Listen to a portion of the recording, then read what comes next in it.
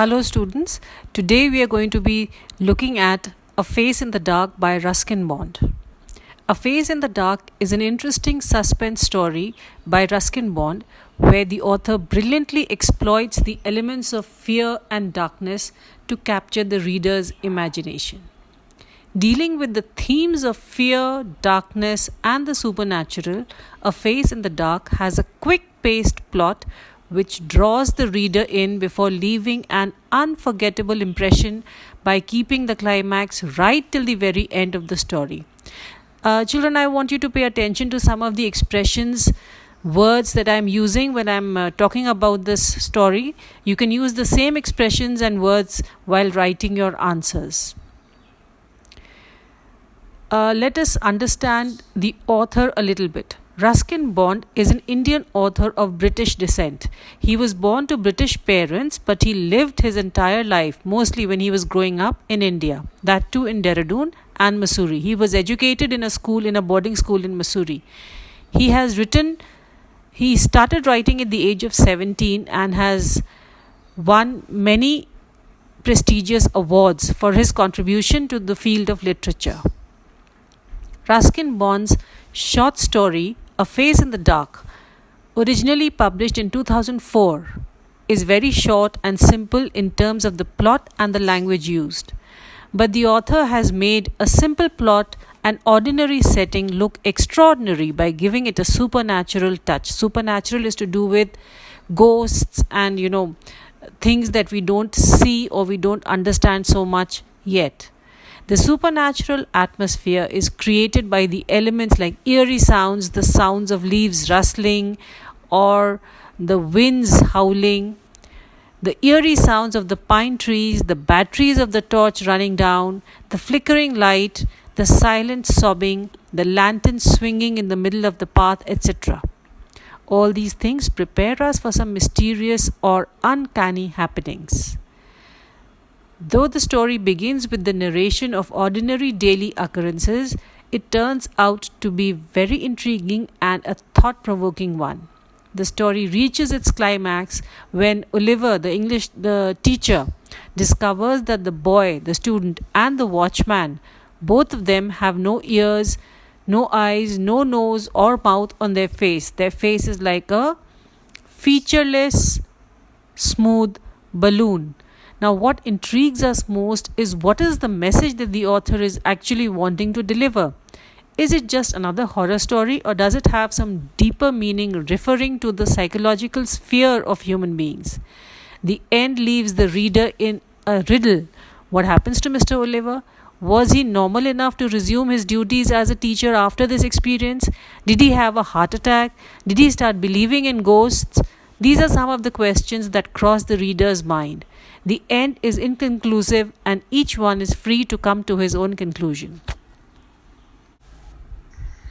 In order to understand the lesson in an easier manner, let us do it in the question-answer format.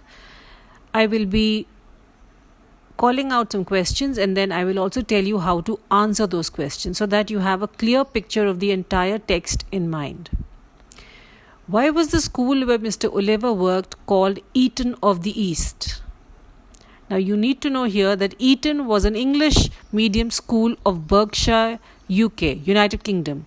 The school where Mr. Oliver worked was run on the same pattern of an English public school. The students belonged mostly to elite families. Elite means rich families, prominent families, and were supposed to wear blazers, caps and ties. Eton is also a school meant for children of the British royalty and elite class.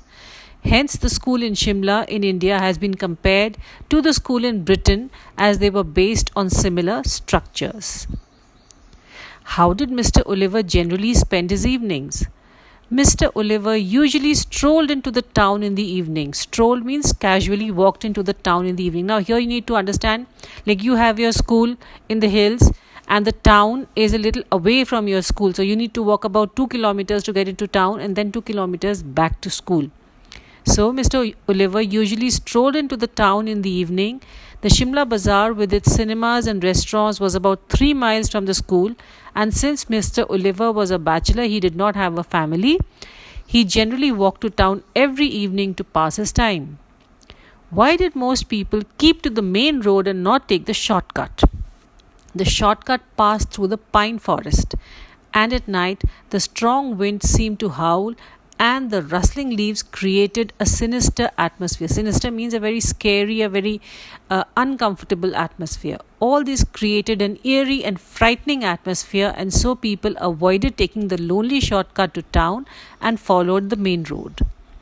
How was Mr. Oliver different from most people? Mr. Oliver was not a nervous or imaginative man. His subject that he taught in school was English. It was not science, but he was not an imaginative man. He did not believe that the forest hid unnatural things such as ghosts. He was not frightened to take the shortcut. How will you describe the boy that Mr. Oliver encountered on his way back to the school? Mr. Oliver came across the figure of a boy who was sitting alone on a rock. The boy appeared to be crying. His head hung down. He was holding his face in his hands. He was crying in a strange, soundless manner that made Mr. Oliver uneasy. What do you think flashed in Mr. Oliver's mind on seeing the boy? When Mr. Oliver saw the boy, he immediately thought that the boy was a miscreant, a naughty fellow from his school. And he was sure that the boy was absconding from school, which means missing from school, because boys were not allowed to leave the premises after dark. Every school has rules and nobody is allowed to break those rules.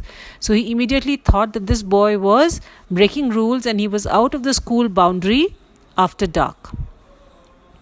What did Mr. Oliver do on seeing the boy? Mr. Oliver questioned the boy as to what he was doing out so late and then approached him in order to recognize the miscreant.